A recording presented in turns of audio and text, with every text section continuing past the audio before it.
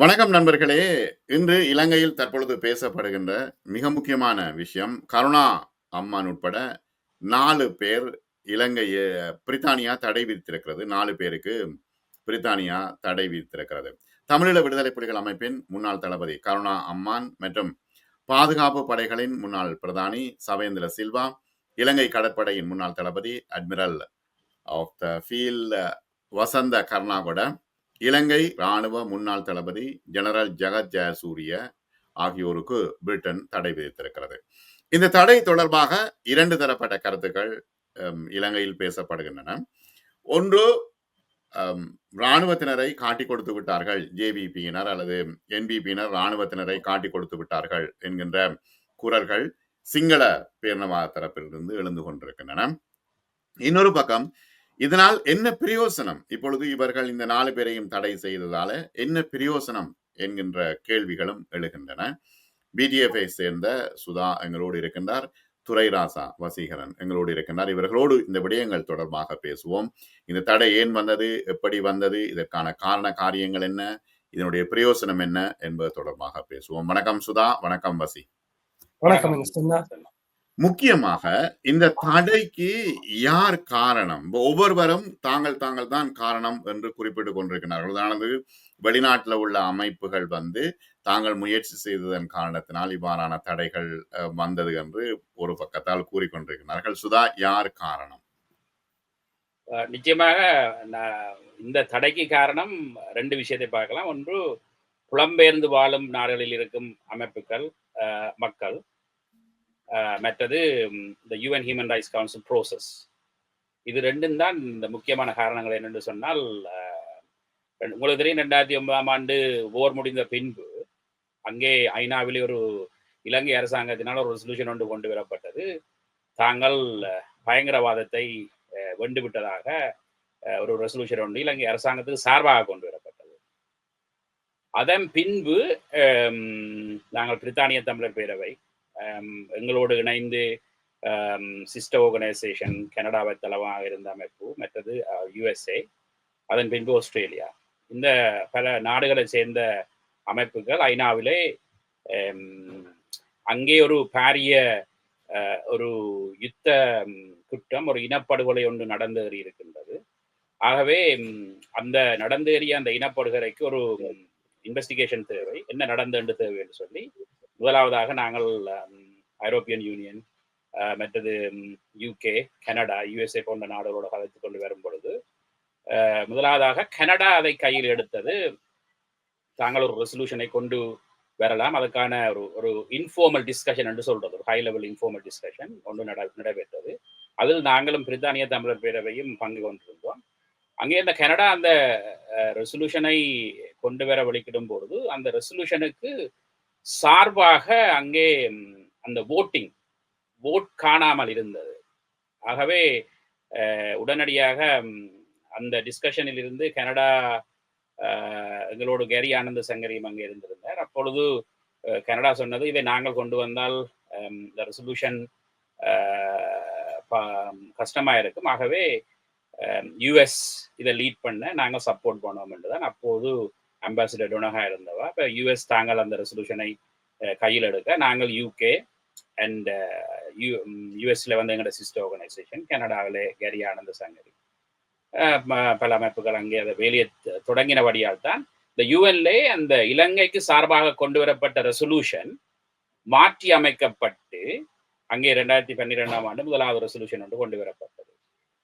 அதன் பின்பு உங்களுக்கு தெரியும், அந்த ரெசல்யூஷன் மிகவும் ஒரு மைல்டான ரெசல்யூஷனாக இருந்தாலும் அதன் பின்பு கடினமான வேலைகளை அங்கே நாங்கள் செய்ய வேண்டியிருந்தது. என்று சொன்னால், 2009ஆம் ஆண்டு நாங்கள் அங்கே ஐநாவிலே சென்று நாடுகளுடன் கலைக்கும் பொழுது எங்களை ஒரு தமிழ் என்று சொன்னால் ஒரு பயங்கரவாத இனமாகத்தான் பார்த்திருந்தார்கள்.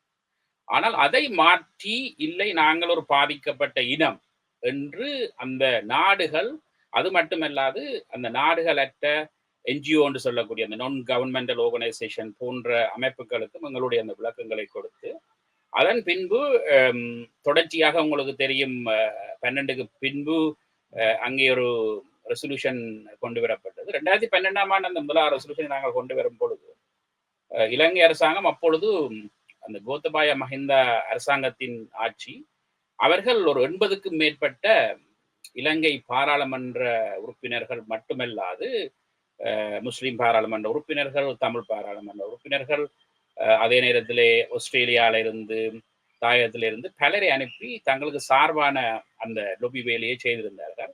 அதையும் தாண்டி நாங்கள் அங்கே ஒரு முதலாவது ரெசல்யூஷனை கொண்டு வந்திருக்கும் பொழுது, அப்பொழுது நான் நினைக்கின்றேன் அந்த ரிச்சார்ட் பதியுதீன் அவர்கள் அங்கே அந்த ஐநாவில் இருந்த பொழுது எங்களை அப்ரோச் பண்ணி ஒரு விஷயத்தை சொல்லியிருந்தார்.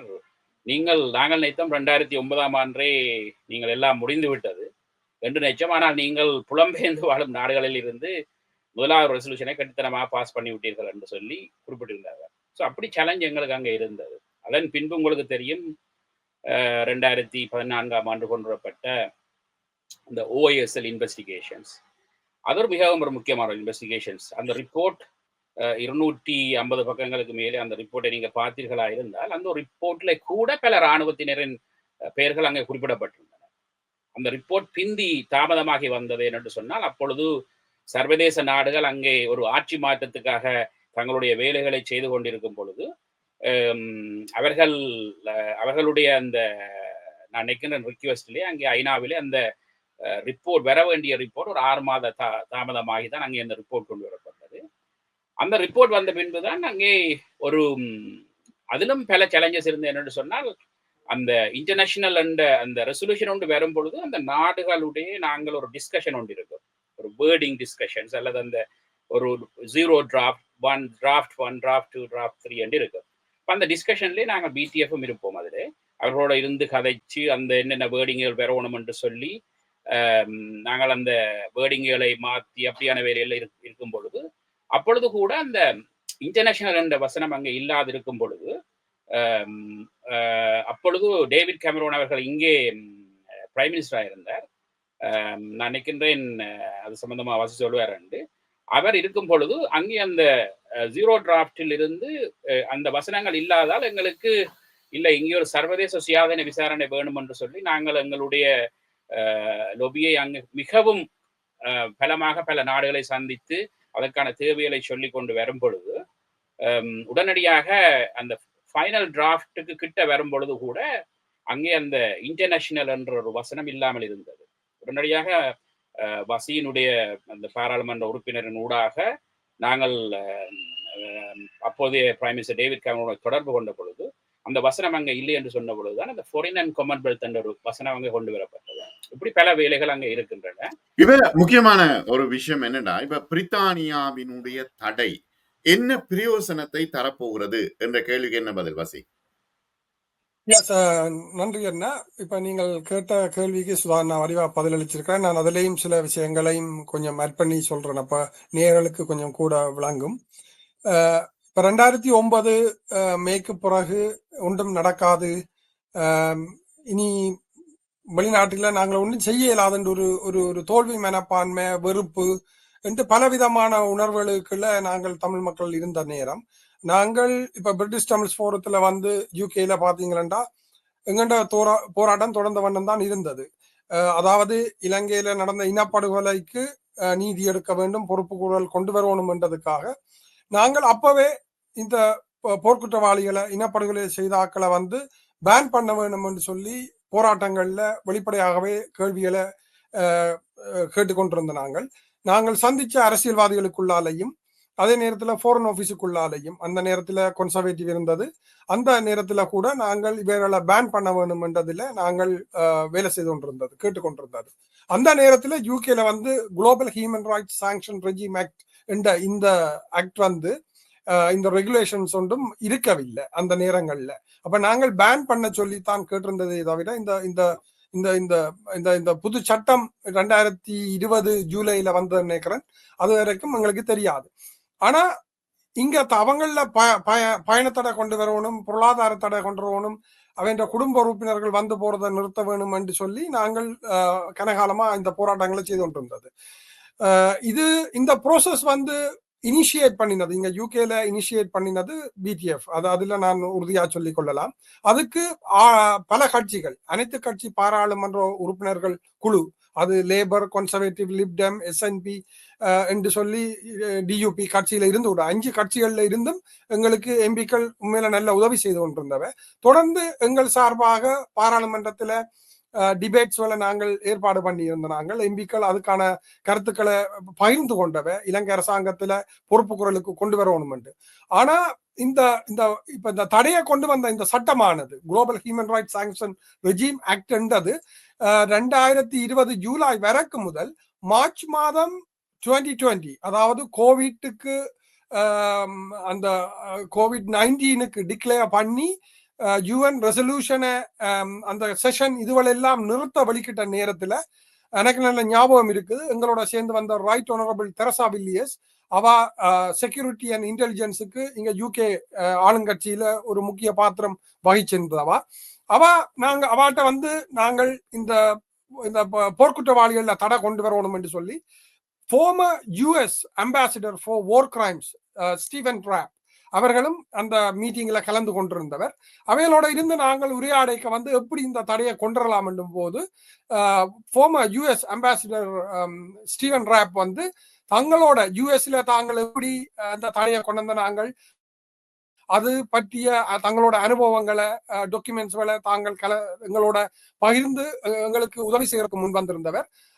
அதே மீட்டிங்ல இருந்த தெரசா வில்லியர்ஸ் அவர்களும் இது சம்பந்தமா ஒரு ஆச்சரியப்பட்டு கொண்டு அதை சொல்லி இருந்தவா என்னன்னா, UK கவர்மெண்ட் வந்து இப்படி ஒரு புது சட்டத்தை இந்த வருஷம் கொண்டு வர்றதுக்காக இருக்கிறது. அந்த சட்டத்தை வந்து நாங்கள் இலங்கை அரசாங்கத்துக்கும் அந்த போர்க்குற்றவாளிகளுக்கும் பயன்படுத்துறதுக்கு வாய்ப்பு இருக்குது.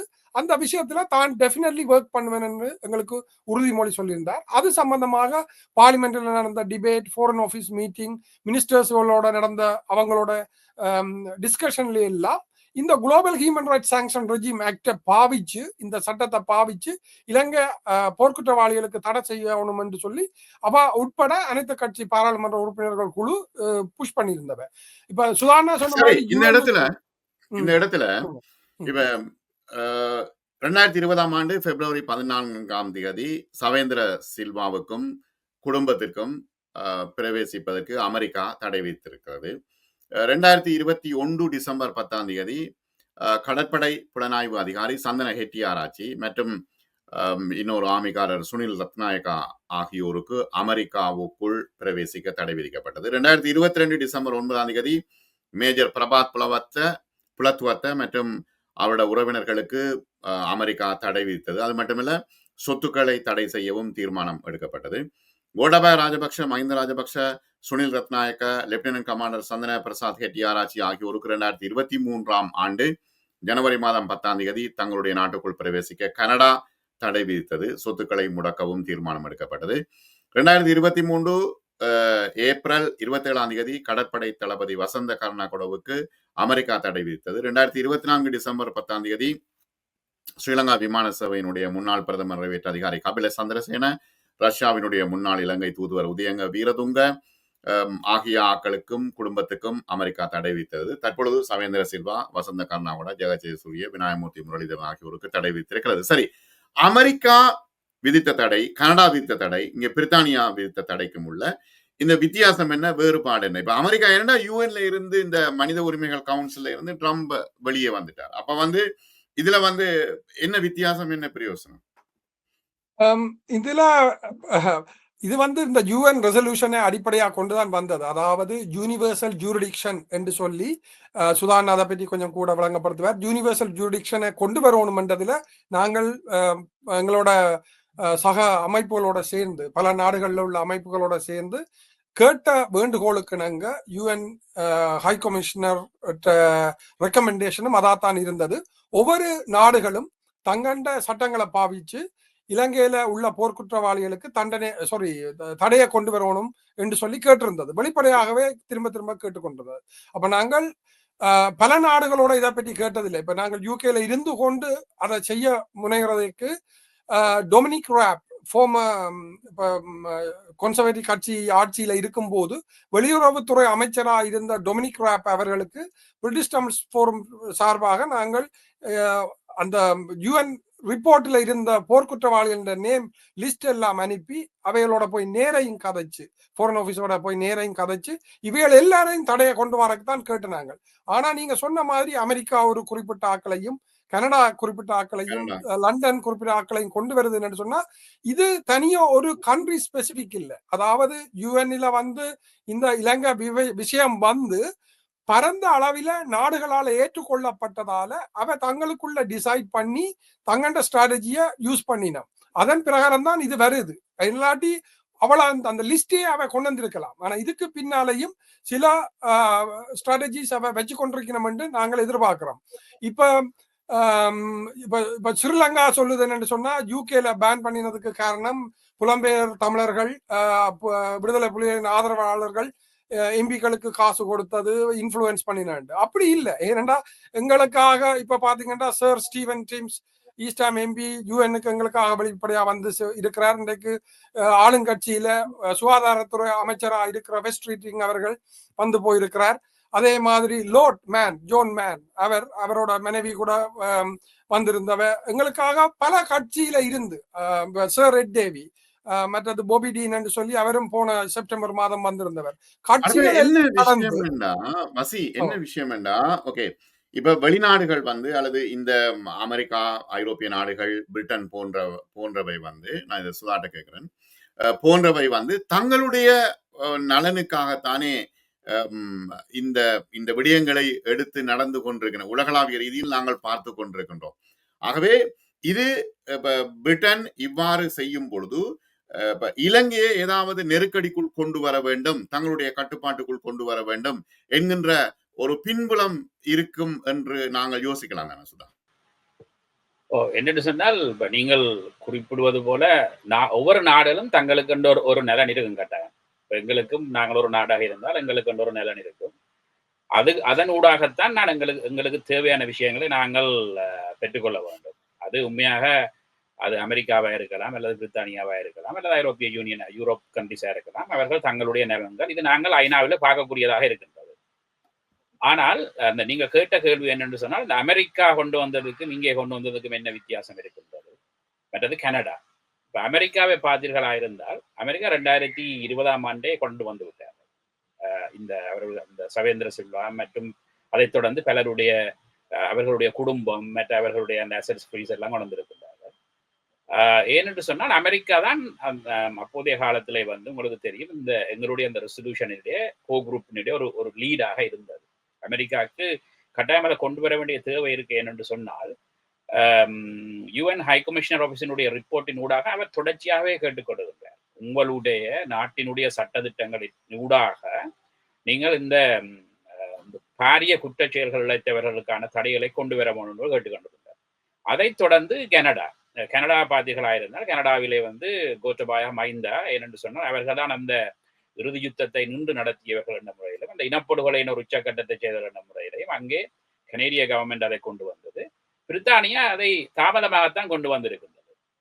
பல முறை நாங்கள் பிரித்தானிய ஃபாரின் ஆஃபீஸ், அதாவது ஃபாரின் அண்ட் காமன்வெல்த் ஆஃபீஸோடு சந்திக்கும் பொழுது அவர்களிடம் நாங்கள் கேட்பது என்னென்று சொன்னால், அமெரிக்கா கொண்டு வந்து விட்டது, கனடா கொண்டு வந்து விட்டது, ஆனால் நீங்கள் இன்னும் இதை கொண்டு வரவில்லை. எங்களிடம் லிஸ்ட் இருக்கின்றது, ஆனால் நாங்கள் அந்த லிஸ்ட்டை இப்பொழுது வெளியிட ரெடி இல்லை, ஆனால் நிச்சயமாக நாங்கள் அந்த தடையை கொண்டு வரோம் என்று இந்த அழுத்தங்கள் அவர்கள் மீது சென்றிருந்தது.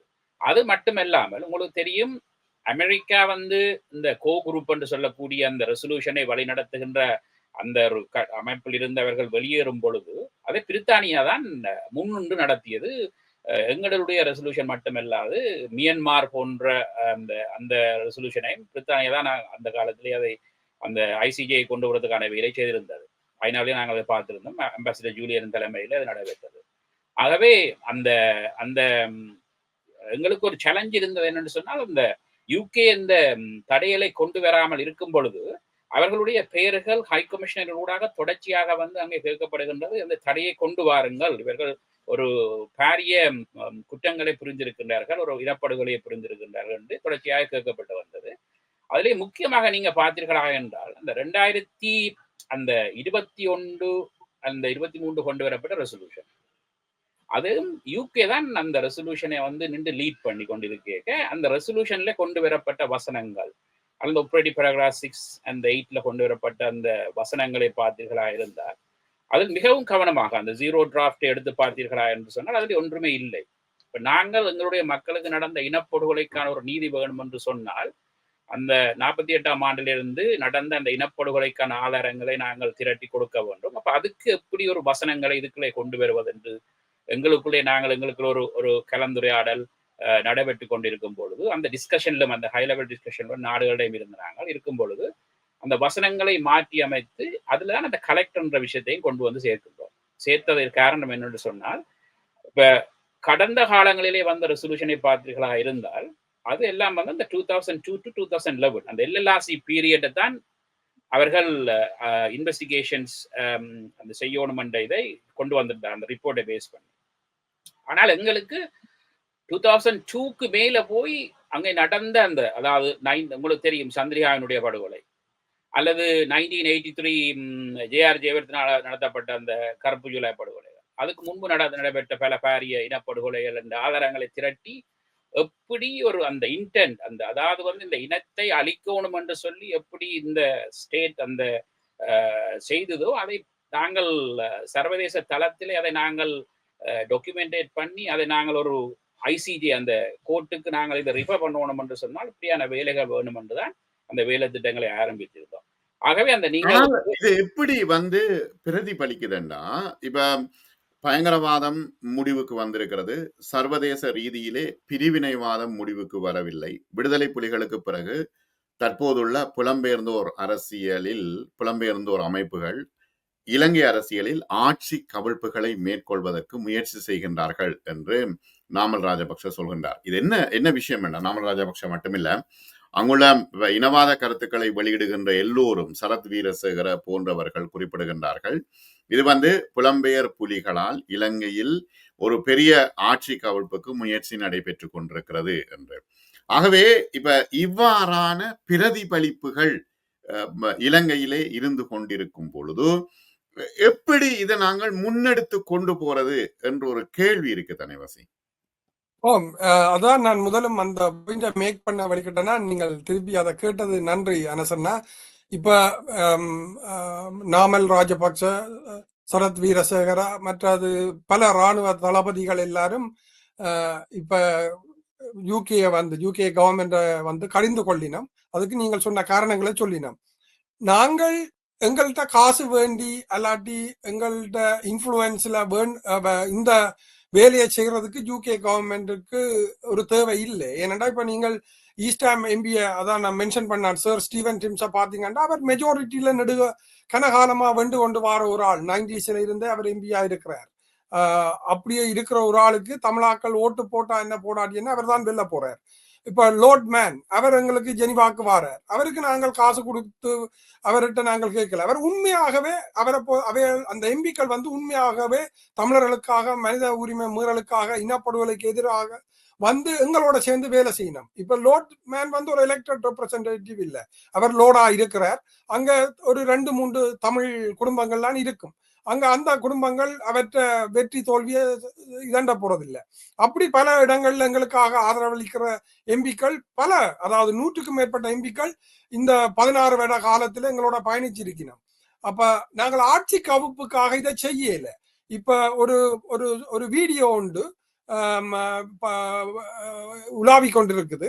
அதுல நீங்கள் பாத்தீங்கள் என்று சொன்னா கிறிஷ் என்று சொல்லி ஒருத்தர் 1978 யூஎன்னிலேயே போய் என்ன இலங்கையில வந்து இனப்படுகொலை நடக்குது என்று சொல்லி ஒரு தனக்கு கிடைச்ச ஒரு வாய்ப்பை வந்து உடனே நாசுக்கா அதுல தெரிவிச்சுட்டு போறார்.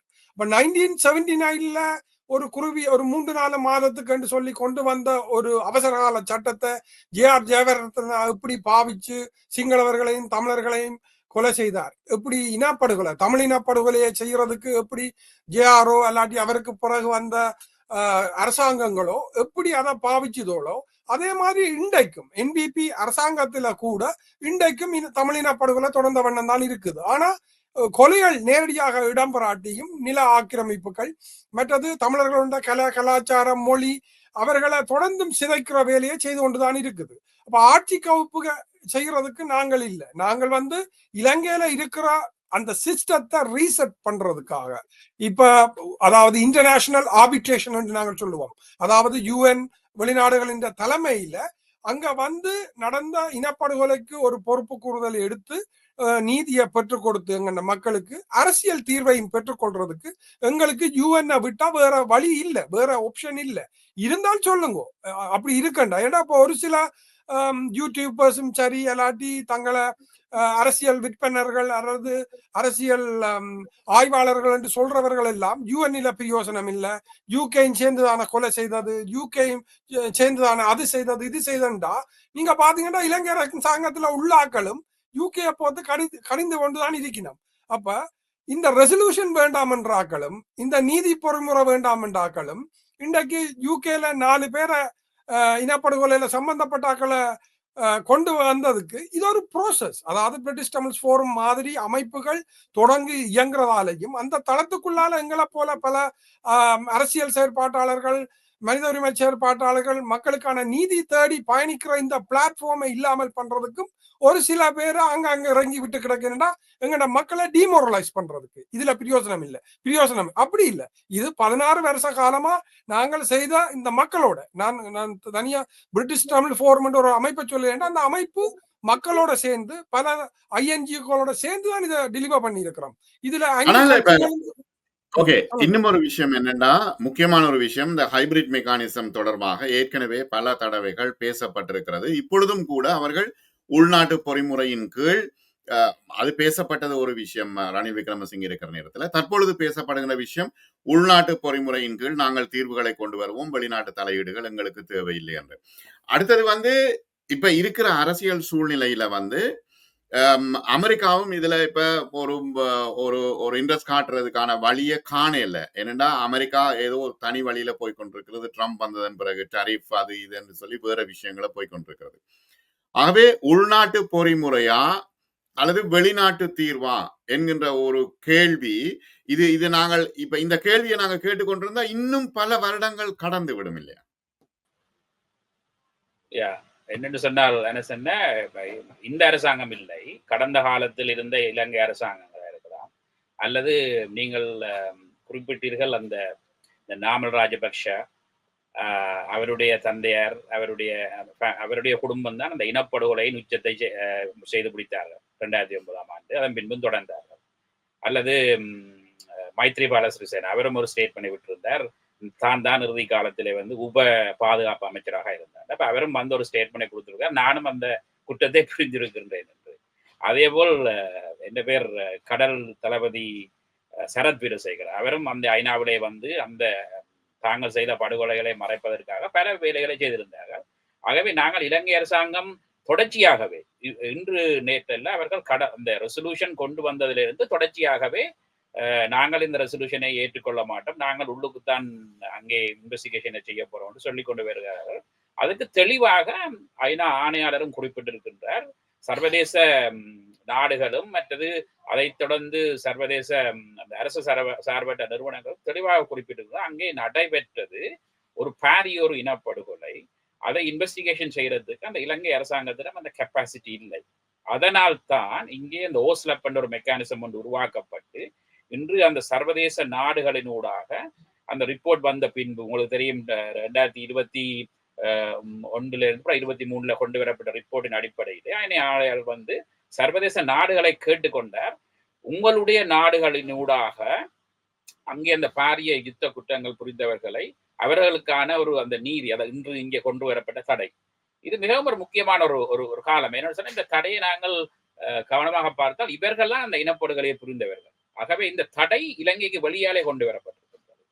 அதே போல அங்கே நடந்த அந்த இனப்படுகொலைக்கு நிச்சயமாக இன்டர்நேஷனல் கோர்ட் ஆஃப் ஜஸ்டிஸ் என்று சொல்லக்கூடிய அந்த ICJல தான் நாங்கள் அந்த இன்வெஸ்டிகேஷனை செய்ய வேண்டும் என்று சொன்னால், அல்லது ICC வந்து தனி மனிதர்களைத்தான் அவர்கள் அங்கே அந்த ப்ரோசிக்யூட் பண்ணுவார்கள்.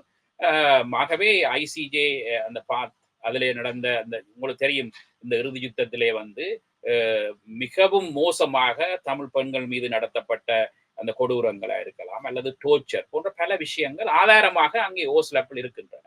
ஆகவே இது இலங்கைக்கு வெளியால தான் நிச்சயமாக நடைபெற வேண்டும். அதுதான் தமிழ் மக்களுக்கும் தேவை.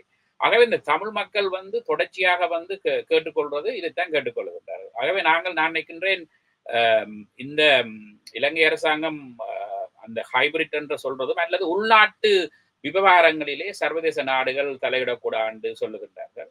நீங்கள் குறிப்பிட்டது போல் எஸ், அமெரிக்கா வந்து இன்று ஒரு தனி போக்கிலே செல்லுகின்றன. ஆனா அங்கேயும் நீங்க பார்த்தீர்களா இருந்தால் அந்த அமெரிக்கா பிரசிடென்ட் அதுக்கு கீழே அந்த வோக்ரைம் யூனிட் ஒன்று இருக்கின்றது. அதில் இருப்பவர்கள் தொடர்ச்சியாகவே இந்த ஹியூமன் ரைட்ஸ் சிச்சுவேஷன்ஸ் விஷயங்களில் மிகவும் ஆர்வமாக இருக்கின்றார்கள். அவர்களுடைய ஆதரவு இருக்கின்றது. அமெரிக்கா இல்லாமலே உங்களுக்கு தெரியும் யூகே இந்த மியான்மார் இதை ஐசிஜேக்கு கொண்டு சென்றது. குறிப்பாக உங்களுக்கு தெரியும் நாங்கள் பிரித்தானியாவிலே வந்து இந்த இன்று கொண்டு வரப்பட்ட தடை இந்த இவர்கள் மீது கொண்டு வரப்பட்ட தடையோடு நிற்காமல் தொடர்ச்சியான எங்களுடைய அழுத்தங்கள் நிச்சயமாக நான் நினைக்கின்றேன் இலங்கைக்கு வெளியாலே நாங்கள் அந்த நடந்த இனப்படுகொலைக்கான ஒரு இன்வெஸ்டிகேஷன் மெக்கானிசத்தை நாங்கள் நிச்சயமாக நிறுவலாம். அதனூடாகத்தான் எங்களுக்கு நடந்த அந்த இனப்படுகொலைக்கான ஒரு நீதி கிடைக்கும். உதாரணத்துக்கு நீங்க பார்த்தீங்கன்னு சொன்னா அந்த காணாமல் ஆக்கப்பட்ட உறவுகளின் தாய்மார் அல்லது அங்கே உருவாக்கப்பட்ட அந்த ஓஎம்பி என்று சொல்லக்கூடிய அலுவலகம், அதில் அமர்த்தப்பட்டவர்கள் முன்னாள் இராணுவ வீரர்கள், அவர்களுடைய குடும்பங்கள். ஆகவே இதுதான் அந்த இலங்கைக்கு வெளியாலே அந்த இன்வெஸ்டிகேஷன்ஸ் வேணும் என்று சொல்லி நாங்கள் தொடர்ச்சியாகவே சொல்லி வருகிறோம். ஆனால் இன்னொரு விஷயம், இதுல முக்கியமான ஒரு விஷயம், இந்த எல்லா கருத்துக்களையும் இனவாதிகள் அழகாக பயன்படுத்துகின்றார்கள். அப்ப அந்த பயன்பாட்டுக்கு பெரிய சிக்கல் இது. தமிழ் மக்களுக்கான தீர்வு ஒரு பக்கம் வேண்டும், காணாமலாக்கப்பட்டவர்களுக்கான பிரச்சனைகள் ஒரு பக்கம் சரி செய்யப்பட வேண்டும், சிறை கைதிகள் விடுவிக்கப்பட வேண்டும். அரசாங்கத்தோடு பேசி இதை செய்கிறதா அல்லது வந்து இந்த அழுத்தங்களின் மூலமாக எப்ப செய்யற ஒரு டைம் லிமிட் ஒன்று இல்லையே, இது இப்படியே இழுபட்டு கொண்டு போகும் என்ற ஒரு சூழ்நிலை இருக்கு. அவை இனவாதிகள் இதை அழகாக பயன்படுத்துகின்றார்கள். என்பிபி அரசாங்கத்துக்கு நீங்கள் எல்லாம் நெருக்கடி கொடுக்கிறீர்கள் என்ற கருத்து தான் தற்பொழுது வெளிவந்த வண்ணம் இருக்கின்றன.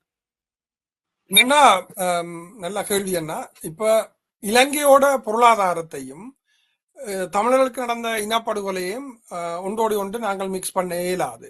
இலங்கை அரசாங்கம் யார் ஆட்சிக்கு வந்தாலும் தன்னோட மக்களை பாதுகாக்கிறதுக்கு அந்த தங்களோட பொருளாதாரத்தை மேம்படுத்த வேண்டிய ஒரு கட்டாய தேவை இருக்குது.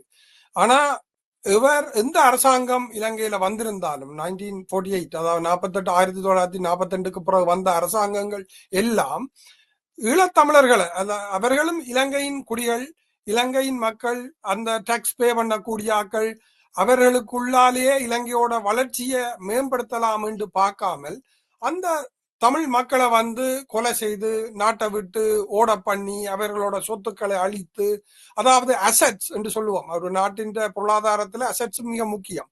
வருங்கால டாக்ஸ் பேயர்ஸ் அவர்களை எல்லாரையும் கொலை செய்தது, அவர்களுக்கு பின்னால வரக்கூடிய சந்ததிகளை இல்லாமல் பண்ணினது. இப்படி ஒரு பாரிய தமிழின படுகொலையை செய்த ஒரு அரசாங்கம் யார் ஆட்சிக்கு வந்தாலும் ஆளையால் காப்பாற்றுறதுலதான் ஒற்றுமையா இருக்கணும். இப்ப பாருங்க, ஒரு ஒரு ராஜபக்ச காலத்துல மட்டும் ஒரு தடைய 4 பேருக்கு கொண்டு வந்தோன்னு அதுக்கு முதல் இருந்த ஆக்களுக்கு கூட பயம் வந்துடுது. ஏனென்று சொன்னா இன்றைக்கு இந்த 4 பேர் நாளைக்கு சந்திரியாண்ட பேர் வருமா, ரணிலின்ற பேர் வருமா என்று சொல்லி பயப்படினோம். இப்ப கருணாண்ட பேர் வந்துடுத்தோன்னு பிள்ளையானுக்கு ஒரு பயம் கொண்டு வரும்.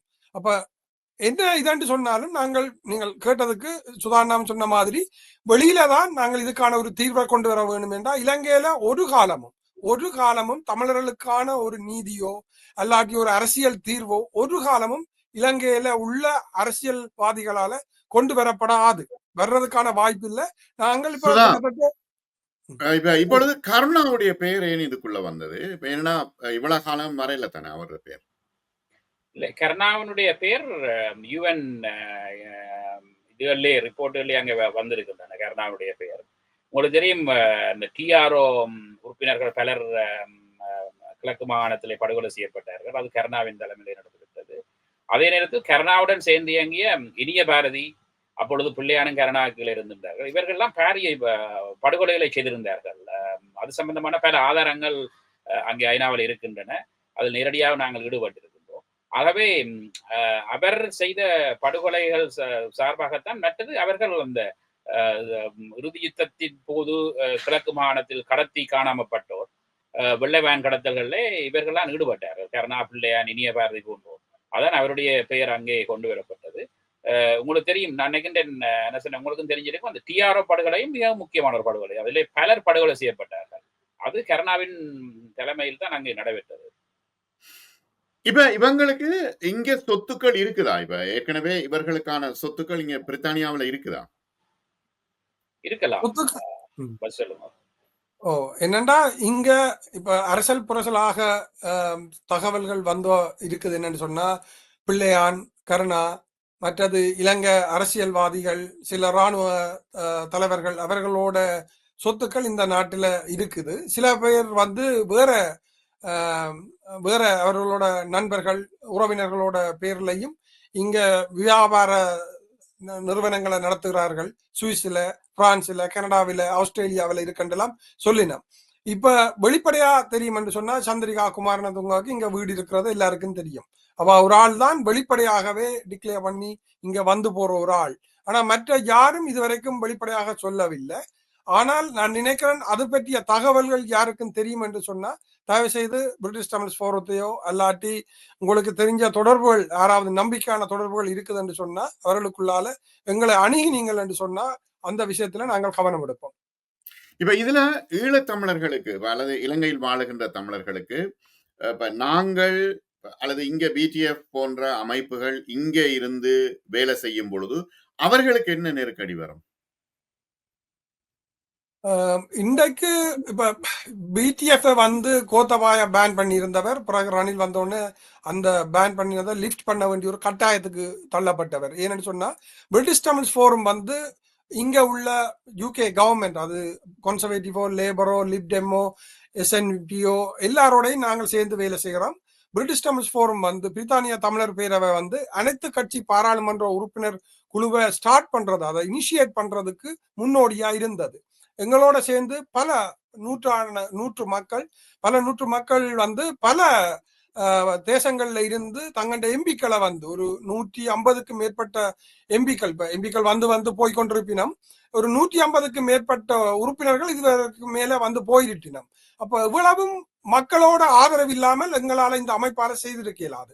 அப்ப எங்களை பேன் பண்ண வெளிக்கிட்டால் அவைக்கு ஒரு அவையால ஜஸ்டிஃபை பண்ண இயலாது, அதாவது நியாயப்படுத்த முடியாது. ஏன்னு சொன்னா யூகேல, அதாவது லண்டன்ல இங்க வெளியுறவுத்துறையோட பார்லிமெண்ட்ல எம்பிக்களுக்கான பிரீஃபிங், இந்த டிபேட்ஸ், மற்றது யூஎன்ல வந்து இந்த எம்பிக்களை கூட்டிக் கொண்டு போய் நாடுகளை சந்திச்சு எங்கள்ட மக்களுக்கான விடுதலைக்கும் நீதிக்குமான போராட்டத்தை ஒரு அமைப்பு செய்து கொண்டிருக்கேக்க, அதாவது மக்கள் அமைப்பா நாங்கள் எல்லாரும் வாலண்டியர்ஸ், முழு பேரும் தன்னார்வ தொண்டர்கள் வேலை செய்து கொண்டிருக்கேக்க, நாங்கள் எந்தவித சட்ட முரண்பாட்டுக்கோ அல்லாட்டி ஒரு நாட்டின் வெளியுறவு கொள்கைக்கோ அல்லாட்டி அந்த சட்ட திட்டங்களுக்கு எதிராகவோ நாங்கள் வேலை செய்கிறது இல்லை. அந்தந்த நாட்டு சட்ட திட்டங்களுக்கு அமைய எங்கட மக்களுக்கான நீதியை நாங்கள் தொடர்ந்து போராடி பெறுறதுக்காக முயற்சி செய்கிறோம். அப்ப எங்களை பேன் பண்ணினா அதை ஜஸ்டிஃபை பண்ண, அதை நியாயப்படுத்த இலங்கை அரசால முடியாது. அப்ப எங்கண்டே ஆக்களை அவ அரெஸ்ட் பண்ணினாலோ, கேள்விக்குள்ளாக்கினாலோ, தண்டனைக்குள்ளாக்கினாலோ அது பெரிய பக்க விளைவை இங்க பிரித்தானியாவிலையும் சரி அல்லாட்டி மனித உரிமைகள் களத்துல, ஐநா மனித உரிமை களத்துல கூட அது பெருசாக வரும், நிச்சயமாக வரும். ஏன்னு சொன்னா பிரித்தானிய தமிழர் பேரவை இதை இங்க பிரித்தானியாவில் அதை லீட் பண்ணி செய்கிறதுன்றது பல நாடுகளுக்கும் பல அரசியல்வாதிகளுக்கும் வெளிப்படையான ஒரு தெரிஞ்ச விஷயம்.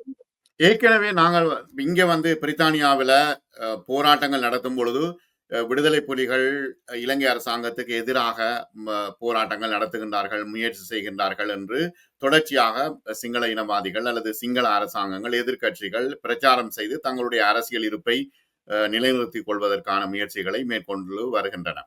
அதே போல இதுவும் நாங்க கையில தூக்கி கொடுத்த ஒரு ஒரு ஒரு அட்சய பாத்திரம் போல இருக்குதே இனவாதிகளுக்கு. சுதா, இல்ல இது இப்ப என்பிபி அரசாங்கம் கூட தமிழ் மக்களுக்கு ஒன்றும் செய்ய போற இல்லை. இப்ப என்பிபி அரசாங்கம் என்ன சொல்ல, அவர்கள் ஜேவிபியா இருக்கும் பொழுது இறுதி யுத்தத்திலே அந்த யுத்தம் நடைபெறும் பொழுது பல்லாயிரக்கணக்கான இராணுவத்தினரை சேர்த்து இந்த அரசாங்கத்துக்கு கொடுத்தவர்கள் ஜேவிபி. தற்பொழுது மக்கள் வந்து அங்கே இருக்கக்கூடிய தமிழ் அரசியல் கட்சிகளில் ஏற்பட்ட அந்த விரக்தி தான் அங்கே யாழ் மாவட்டத்தையும் இழந்தார்கள்.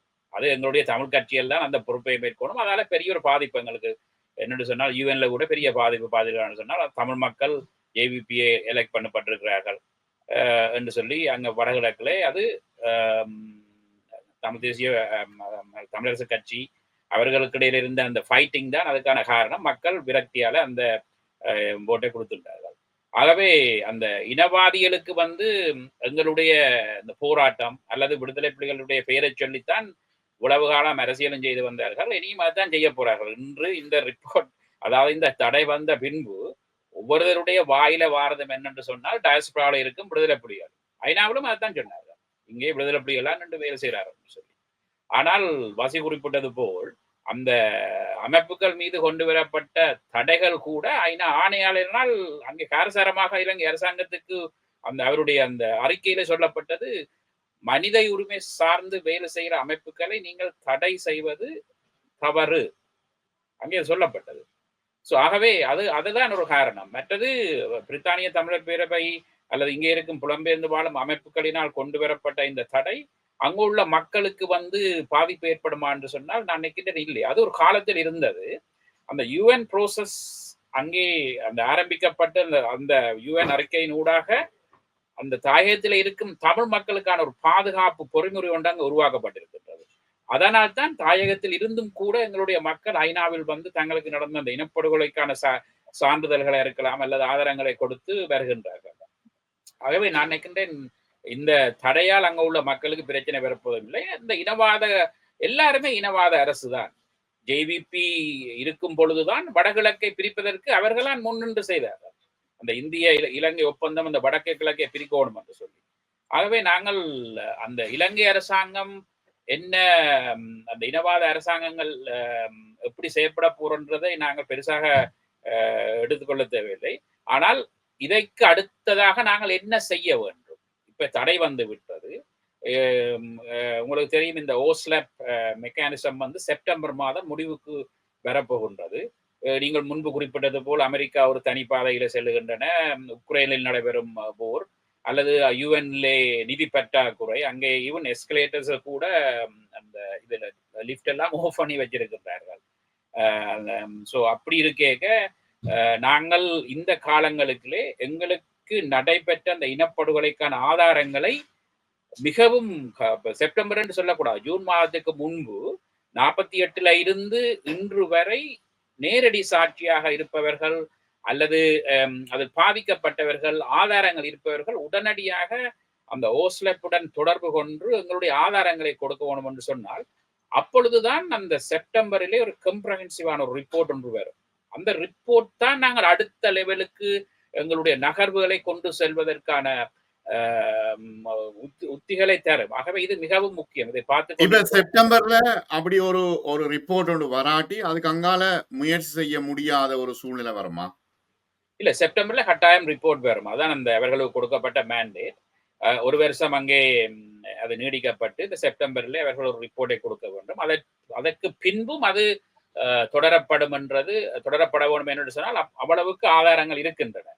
ஆனால் அது அந்த ஓஸ்லப்பினுடைய அந்த வேலை திட்டங்கள் தொடர்வது மட்டுமல்லாமல் அந்த கொண்டு வர போன்ற ரிப்போர்ட்ல மிகவும் கம்ப்ரஹென்சிவாக ஒரு உதாரணத்துக்கு பார்த்தீங்கன்னா 83ஆம் ஆண்டு படுகொலை அல்லது குமுதினி படகு அல்லது 90ஆம் ஆண்டு சந்திரிகாவினால் செம்மணியில் நிறைவேற்ற பல நூற்றுக்கணக்கான அந்த படுகொலை சார்பான ஆதாரங்களை கொடுத்து நாங்கள் அந்த 2002 மேலே சென்று அந்த ஆதாரங்களை கொடுத்து அங்கே ஒரு சிஸ்டமேட்டிக்காக உங்களுக்கு தெரியும் 83ஆம் ஆண்டுலாம் இந்த ஓட்டிங் லிஸ்டை பார்த்து தான் தமிழ் மக்களை தேடி தேடி போய் அளித்தார்கள். அப்ப அந்த ஸ்டேட்டை நின்று செய்தது அந்த இன்டென்ட் ஆஃப் இந்த ஜெனசைட்டை புரிவதற்கு அந்த ஸ்டேட் உதவி செய்கின்றது. ஆகவே அந்த இதுகள் சார்பாக நாங்கள் அந்த ஆதாரங்களை கொடுத்து அந்த ரிப்போர்ட்டை நாங்கள் ஒரு ஸ்ட்ராங்கான ரிப்போர்ட்டாக கொண்டு வரும் பொழுது அந்த ரிப்போர்ட்டை பேஸ் பண்ணித்தான் அடுத்த ரெசல்யூஷன் வரும். உங்களுக்கு இந்த ஓஸ்லப் ஹை கமிஷனர் ஆபீஸுக்கு உள்ளேதான் செயற்படுகின்றது. அவர்களுக்கும் அங்க ஒரு ரெஸ்ட்ரிக்ஷன்ஸ் இருக்கின்றது. நாங்கள் இந்த ஓஸ்லப்பை செட்டப் பண்ண முதல் கேட்டது மியன்மார், சிரியா போன்ற ஒரு இண்டிபெண்டான ஒரு மெக்கானிசம் தான் கேட்டாங்க. ஆனால் இந்த நிதி பற்றாக்குறையால தான் இந்த ஓஸ்லப் ஒரு மெக்கானிசம் ஒரு சிறியளவு நிதியினூடாக இந்த ஹை கமிஷனர் ஆபீஸுக்கு அது கொண்டு வரப்பட்டது. அப்ப அவர்களுக்கும் அங்கே அந்த ரிசோர்ஸ் ப்ராப்ளங்களும் இருக்கின்றன.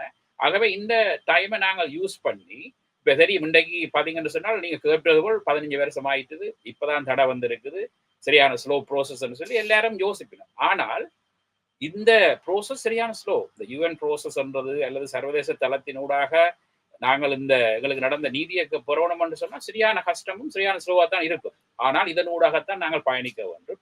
இன்று பயணித்தபடியால் இப்படியான ஒரு விஷயத்தை யூகேயும் செய்திருக்கின்றது. இதே மிக போன்று நன்றி. யூரோப்பிய நாடுகளும் செய்ய வேண்டும்.